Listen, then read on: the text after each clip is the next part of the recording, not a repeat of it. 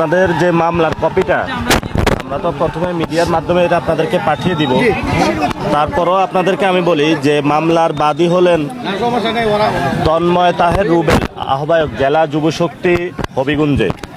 সাক্ষী হিসেবে আছেন মাহবুবুল বাড়ি চৌধুরী, যিনি আমাদের ওইখানে পৌর মেয়র প্রার্থী।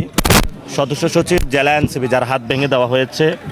নাহিদউদ্দিন তারেক, কেন্দ্রীয় সংগঠক এনসিপি। নূরে আলম চৌধুরী, আহ্বায়ক জাতীয় ছাত্র শক্তি। এবং হবিগঞ্জের আমরা 11 জনের।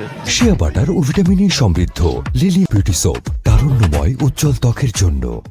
যারা একদম ভিডিওতে ছিল তাদের নাম উল্লেখ করেছি এবং আরও 100 অজ্ঞাত উল্লেখ করেছি, কারণ সেখানে অনেকেই পরবর্তীতে হসপিটালে যাওয়ার সময় হামলায় অংশ নিয়েছিল।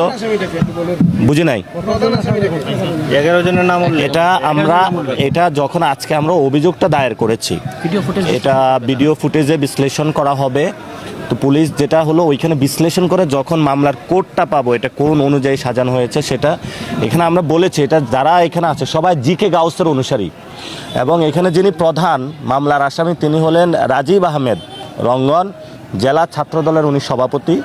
দ্বিতীয়ত যিনি আছেন আরিফুজ্জামান রিয়াদ, উনি বৃন্দাবন কলেজের সেক্রেটারি ছাত্রদলের। তা আমরা এখানে এটা উল্লেখ করেছি, প্রায় আমাদের ক্যামেরা, ল্যাপটপ থেকে 20 লক্ষ টাকার যন্ত্রপাতি তারা নিয়ে গেছে।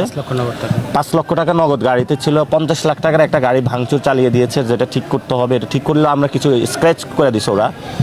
আর সেখানে যেভাবে উড়ে উড়ে তারা এসে সন্ত্রাসী হামলা করছে, এগুলো পুরো বাংলাদেশের মানুষ প্রত্যক্ষ করেছে, ভিডিও আছে। আমরা দেখব তারেক রহমানের আসলে বাংলাদেশের বিচার প্রতিষ্ঠার সেই সদিচ্ছা আছে কিনা। এটা একটা টেস্ট কেস, সেই টেস্ট কেসে তারেক রহমান আশা করি যে পাস করবেন।